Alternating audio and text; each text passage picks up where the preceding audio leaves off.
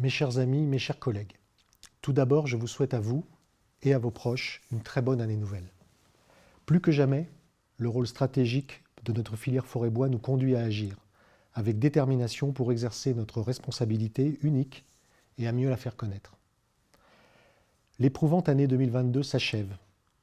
La sécheresse et les incendies hors normes ont attiré l'attention du grand public sur la fragilité de nos forêts face aux effets du changement climatique.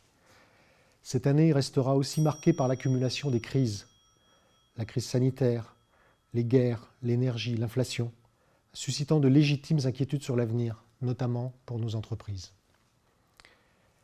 Les raisons d'avancer sont pourtant là. Les conclusions des assises de la forêt et du bois, le discours sans précédent du président de la République le 28 octobre dernier annonçant l'engagement de planter 1 milliard d'arbres pour renouveler nos forêts, puis le lancement de la planification écologique qui nous place comme l'une des 3 filières stratégiques, avec l'eau et l'énergie, nous confortent dans nos orientations. Depuis la publication du manifeste de la filière forêt-bois, notre ambition collective est claire et porteuse de sens. Il nous faut adapter nos forêts au changement climatique, décarboner la société en développant tous les usages du bois et renforcer le lien avec la société. La clé de voûte du système est le matériau bois, produit biosourcé, renouvelable, issu d'un cycle du monde vivant. Mais attention, une gestion active par la sylviculture est la condition indispensable à la pérennité et à la qualité des multiples fonctions que la forêt nous procure. Pour préserver, il faut gérer. Ce matin encore, ici même, Marc Fesneau, le ministre de l'Agriculture, lors de ses vœux, a souligné d'une part le caractère stratégique de la filière forêt-bois avec la feuille de route portée par la Première ministre et d'autre part le caractère essentiel de la fonction économique pour maintenir la souveraineté nationale et préserver la forêt dans son rôle multifonctionnel. En 2023, il nous faudra être actifs sur bien des fronts pour préparer l'avenir.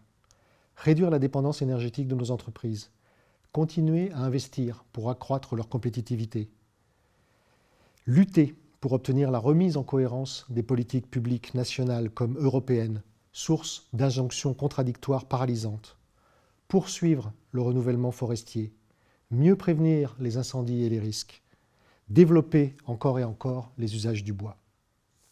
Le programme de financement France 2030 et la planification écologique sont là pour nous y aider.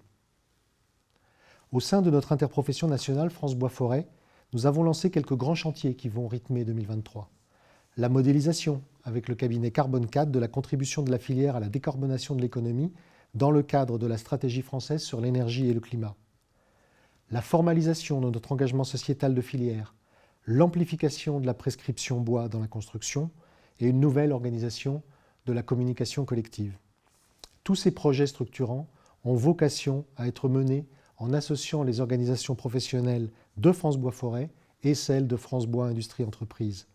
Ce mouvement vers une grande filière plus solidaire et plus unie se poursuit et nous donne plus de force. Avec la solidarité, l'autre principe devant guider notre action est l'ouverture.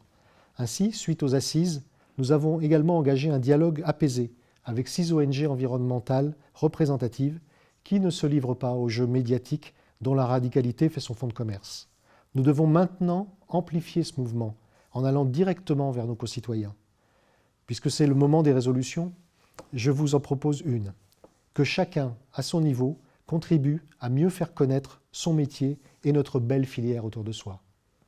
Nous sommes nombreux, 400 000 personnes employées dans la filière, 3,5 millions de propriétaires forestiers privés, plus de 6 000 communes forestières, c'est énorme.